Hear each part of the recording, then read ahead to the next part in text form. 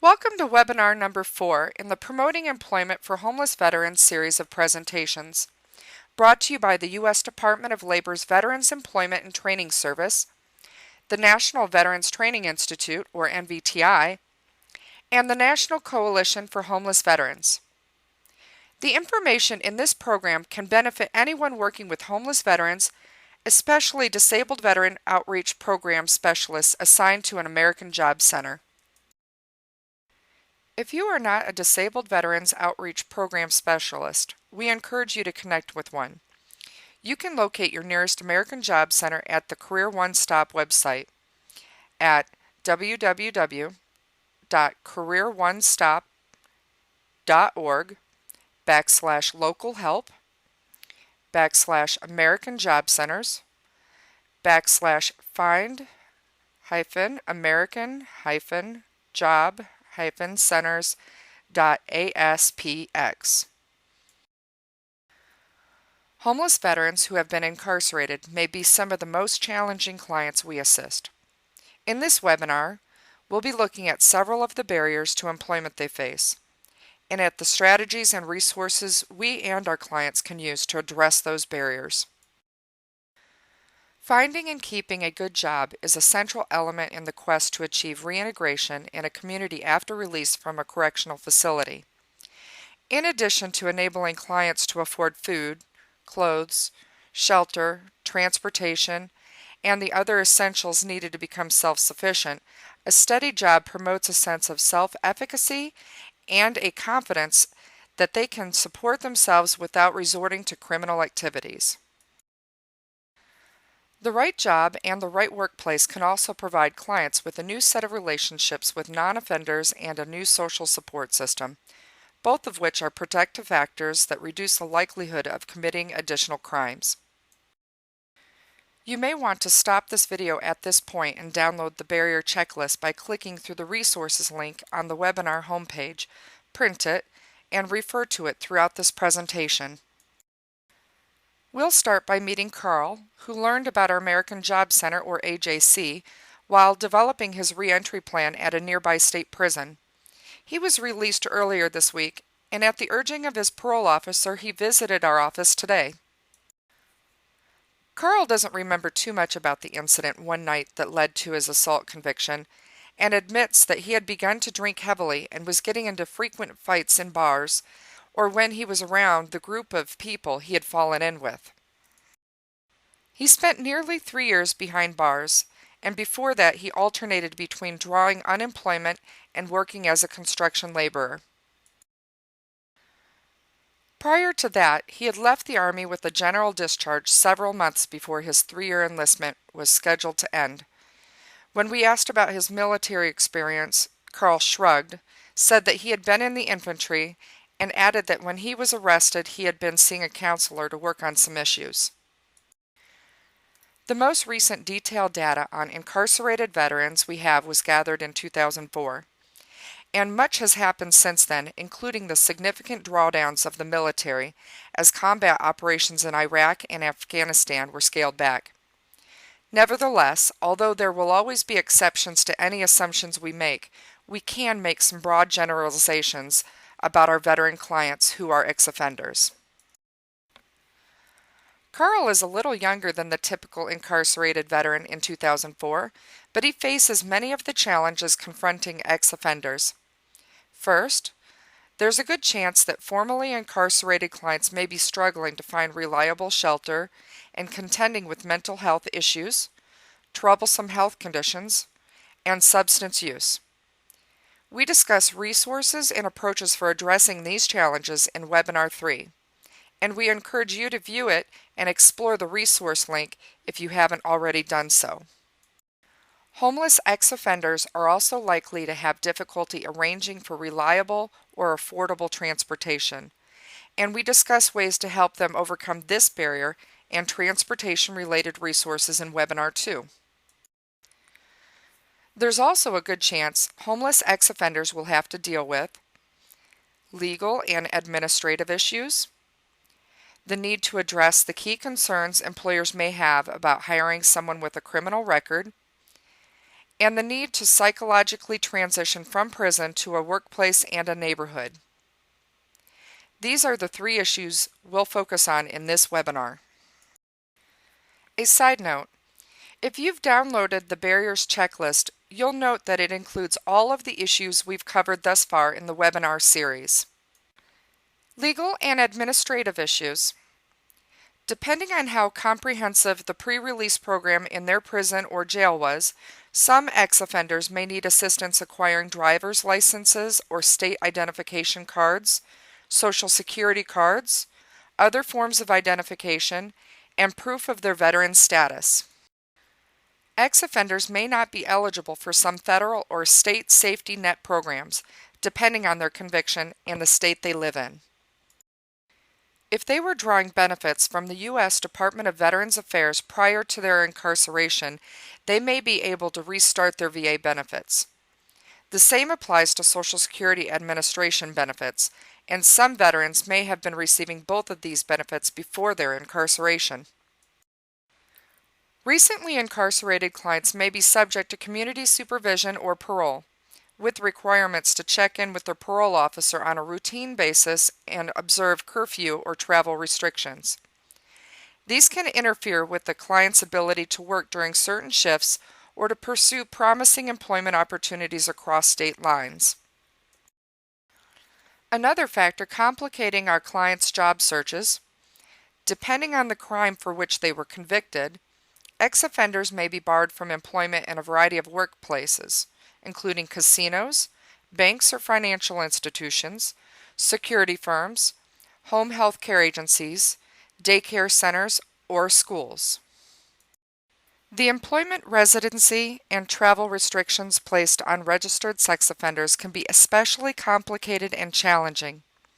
We've included links to several documents from the Center for Sex Offenders Management on our resource page. These documents provide a more detailed look at the restrictions and challenges that your clients might face and strategies for adapting to these issues. Finally, some states allow ex-offenders to request that conviction records for certain types of offenses be expunged or sealed. Your state may also provide a process by which clients can seek to obtain certificates of rehabilitation, which can improve their odds when applying for jobs. Job search barriers. One of the central tasks facing formerly incarcerated clients is to anticipate and understand concerns that prospective employers may have about their ex-offender status and address those concerns. They should not head for a job interview until they feel comfortable and confident answering the conviction-related questions employers may ask. A redemption statement incorporating the 3 R's, responsibility, regret, and redemption, is one way to address employers' concerns. In the responsibility portion of the statement, the client takes ownership for the past actions. For example, when I was younger, I made a bad decision. I made some poor choices in the past. A few years ago, I did some things I should not have done. In the regret portion, the client briefly expresses regret for past actions and the damage or hurt the actions caused others. For example, I'm not proud of the things I did back then. I'm sorry for the hurt I caused others. I wish I had been more mature and responsible. I realize now my priorities and actions were wrong. And redemption. Since employers will be hiring the person the client is now and will be in the future, rather than the person the client used to be, clients should stress what they have learned or gained from the experience of incarceration, how they have changed and turned their lives around, and their goals and their desires to do their best going forward. Some examples of what clients might have gained while behind bars: education, training, or certifications, occupational skills they learned from assigned jobs or responsibilities, an appreciation for the value of work, an increased respect for authority and a greater willingness to abide by rules, increased self-discipline, a clearer understanding of their strengths, greater recognition of their shortcomings, and a greater willingness and ability to change problematic behaviors, increased resiliency and a stronger capability to deal with stressful or difficult situations, more patience when faced with problems or frustrating situations, a greater ability to get along with a variety of people. Finally, they can describe their goals for the future. For example, I have a strong desire to make up for lost time by working hard and succeeding in my next job. The time I spent in jail helped me understand what's important in life, and I'm determined to do my best going forward and never make those mistakes again. We've also included links on the resource page to several other documents from reentry programs around the country that provide excellent examples of redemption statements, conviction letters, and suggested phrases for describing past crimes, as well as guidelines for questions about convictions on application forms. Reality checks. Depending on the skills they possess, their work history, and the nature of their convictions, it may be important to have conversations with clients about the job market they're entering. Some ex-offenders will find that most or all of the positions open to them involve low-skill work and low pay. When this is the case with our clients, we need to help them understand that they may have to start building a new career trajectory from scratch. We can encourage them to see these jobs as stepping stones to better jobs and opportunities to acquire more skill, to develop a work track record, and to expand their personal networks. We'll discuss the concept of stair-step jobs in greater detail in webinar number 7. All things being equal, it makes sense for clients to target the employers who are open to hiring ex-offenders, and Leavers or AJC employer outreach staff can help identify these companies. Here are some questions outreach staff can ask when meeting hiring decision makers. Do you do background checks? If so, what do you check for? Do you ask applicants about felony or misdemeanor convictions? Do you have any legal restrictions on hiring people convicted of crimes? Are there any specific crimes, such as theft or sex crimes, that would disqualify an applicant? The mere fact that employers conduct background checks does not automatically mean they will not hire an ex-offender. Some employers, for example, may be concerned about felonies or crimes involving theft, but not misdemeanors or civil offenses. A side note, the Equal Employment Opportunity Commission has issued guidance for employers related to using arrest and conviction information when making hiring decisions. In no way are we suggesting that your job is to advise employers about the legal rights of your clients, but you might want to share the link to the EEOC guidance we have posted on our resource page with your clients, so they will better understand their employment rights. In general, employers are more likely to hire ex-offenders if they are small and are run by the owner, have a diverse workforce, experience high turnover, hire mostly unskilled workers, use temporary agencies. Very small businesses may be especially interested in work opportunity tax credits and the federal bonding program, which we'll discuss in more detail in webinar 7. Psychological transition. Depending on their work history before they were incarcerated, the length of time they were in prison or jail, and their experience and mindset while inside prison, ex-offenders may need to adjust their attitudes, their planning and decision-making processes, and their modes of communicating and interacting with others. Some of the habits and beliefs that may have been entirely appropriate and even necessary while they were incarcerated can interfere with their ability to thrive on the outside and in the workplace. Connecting clients with ex-offender support groups can assist them with this transition process and provide them with new points of reference. Local parole officers are likely to know about the nonprofit agencies and faith-based groups that sponsor these programs and about other options for individual counseling. We can have conversations about our clients' experience in boot camp or basic training, draw analogies with the psychological transitions they had to make after enlisting in the military, and remind them that they have successfully navigated a similar transition process in the past. The Grow It model we introduced in Webinar 2 and the Barrier Checklist are designed to support the psychological transition by encouraging clients to take progressively more responsibility and initiative as they become more confident in their ability to progress toward their goals, and more knowledgeable about the strategies and resources they can utilize to move forward.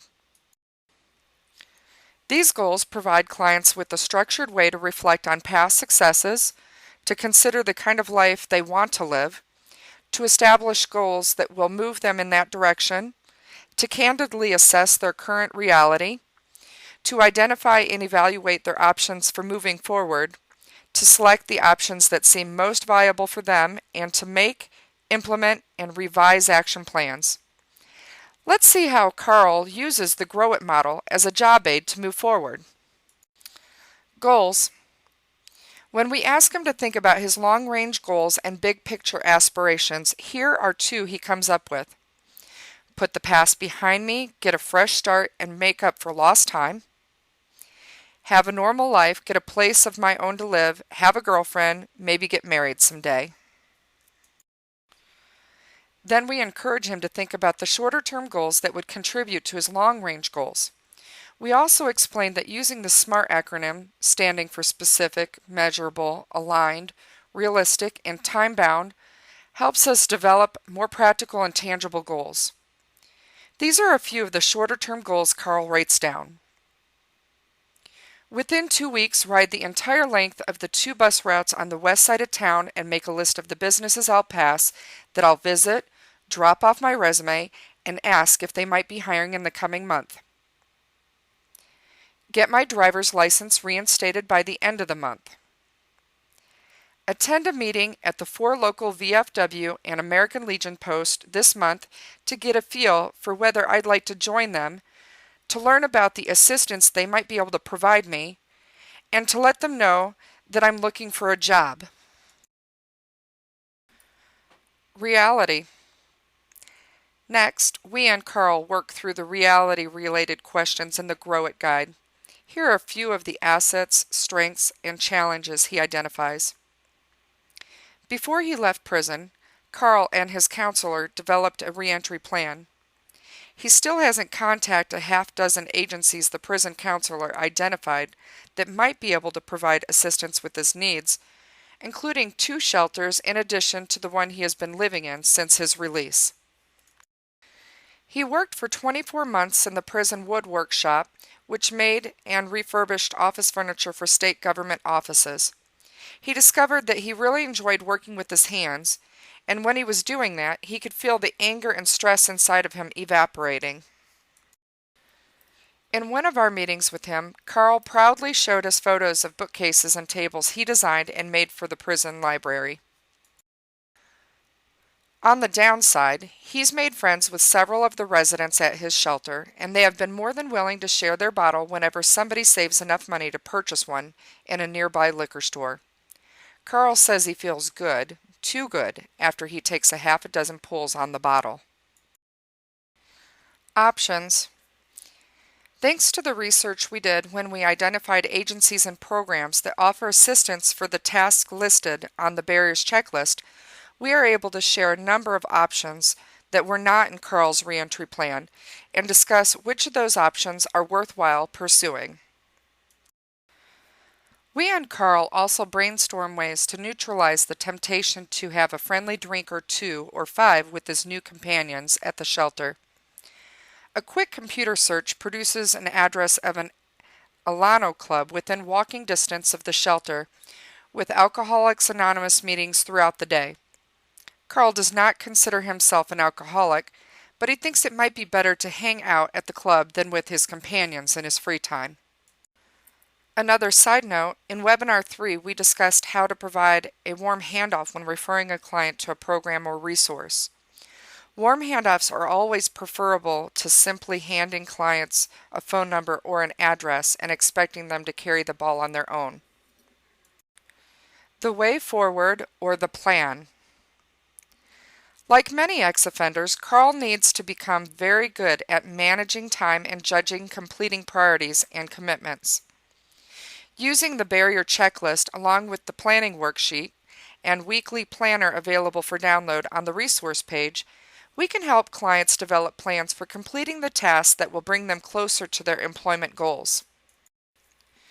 In Carl's case, these tasks include preparing for his job search by revising his resume and developing a redemption statement, satisfying his community supervision requirements, including meetings with his parole officer and mandatory drug testing, carving out time for meeting with his support group, taking advantage of other resources and programs that are helping him deal with other challenges he faces, and avoiding situations, people, or triggers that could lead him to engage in behaviors that would undo the progress he has made thus far.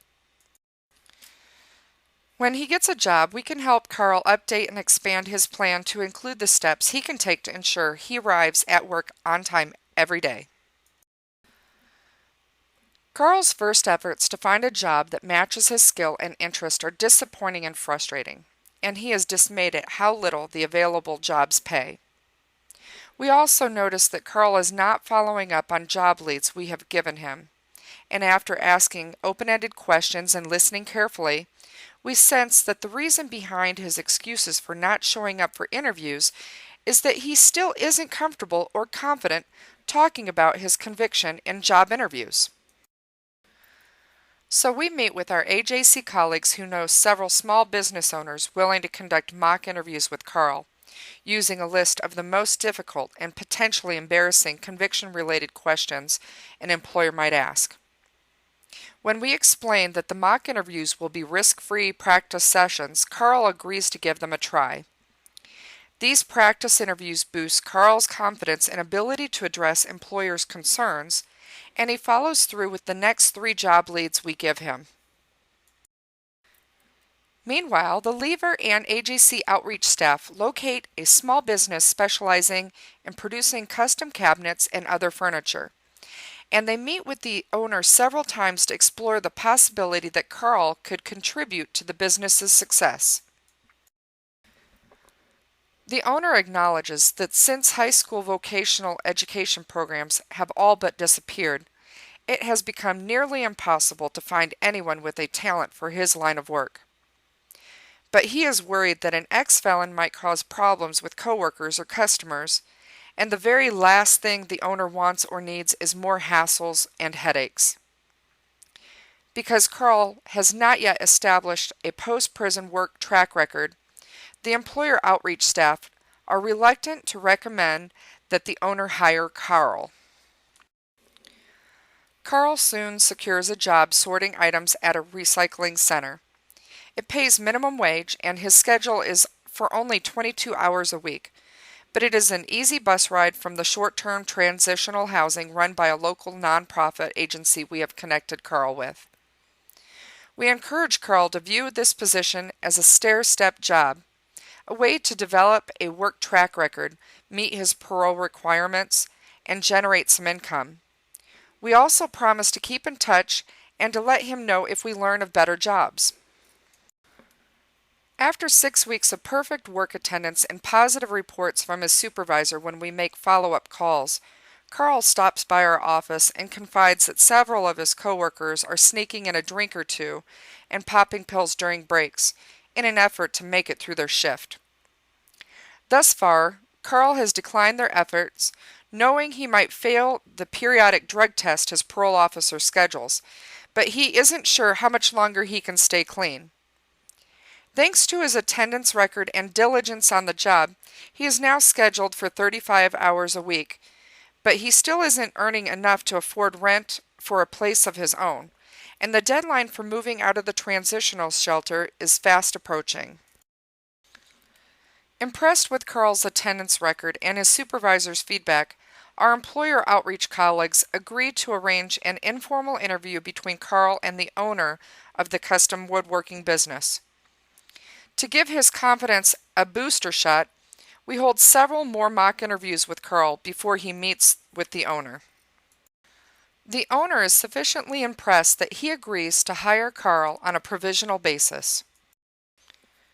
After 2 months on the job, Carl has saved enough money to cover the first and last month's rent and security deposit on an apartment closer to work and is on his way to a new life. Now let's take a quick look at some of the websites and guides we've linked to on our resource page.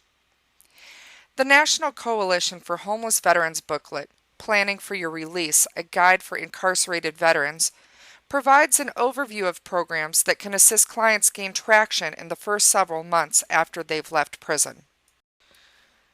The Council of State Governments National Reentry Resource Center has links to reentry service directories for each state and some larger cities that can connect ex-offenders and their families with services.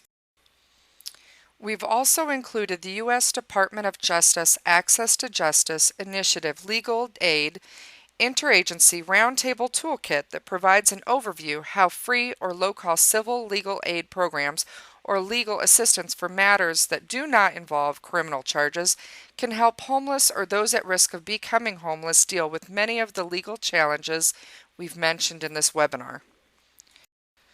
To help us locate free or low-cost legal assistance for our clients, we've included a link to the search page of the Legal Service Corporation. We can search by state, city, or zip code for nearby programs. The American Bar Association's Commission on Homelessness and Poverty has organized a coordinating committee on veteran benefits and services. And committee's webpage also allows us to locate free or low-cost legal assistance with disability benefits, reemployment rights, consumer, housing, criminal and family law matters, and obtaining legal counsel. The National Inventory of the Collateral Consequences of Conviction, also hosted by the American Bar Association, allows users to determine what, if any, restrictions on employment or licensing each state has imposed on those who have been convicted of specific crimes. Finally, several more resources from the U.S. Department of Veterans Affairs, the VA's Healthcare for Reentry Veterans, or HCRV program, provides referrals to medical, psychiatric, or social services, including employment services upon release, as well as short-term case management assistance. We have a link to a list of HCRV specialists in each state. The VA also has a list of downloadable incarcerated veterans reentry guides for each state. These guides provide information on restarting VA benefits, as well as brief descriptions and contact information for supportive service providers who can assist ex-offenders with housing, employment, mental health, substance use treatment and counseling, and financial and legal issues. We also have a link to the VA's accreditation page. If you scroll to the bottom of the page, you can download a list of accredited attorneys, claim agents, and representatives at veteran service organizations who can assist clients with claim assistance. We'd like to close this webinar by explaining how you could submit questions you may have. If you scroll down the web page in which you're watching this presentation, you'll see a link labeled Questions and Answers. By clicking on the link, you'll be able to submit a question about anything we've covered today or about issues related to homeless veterans that you'd like us to address in upcoming webinars. We will research the answers to your questions and post it on the Questions and Answers page as quickly as possible. In the meantime, be on the lookout for an email from the National Veterans Training Institute alerting you to the release of webinar number 5, in which we will discuss strategies for engaging employers and identifying employment opportunities within their organizations.